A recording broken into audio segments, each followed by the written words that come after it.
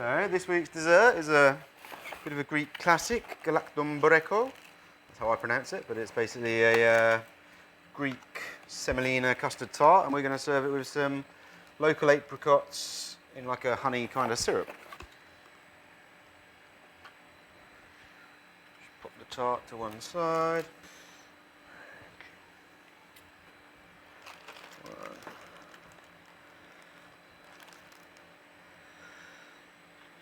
Two, four, and then we got all this nice juice. I think I'm just going to pour it, plenty of it, just on the one side. If we just sort of spread it around a bit, might look a disaster, it might not, should look alright.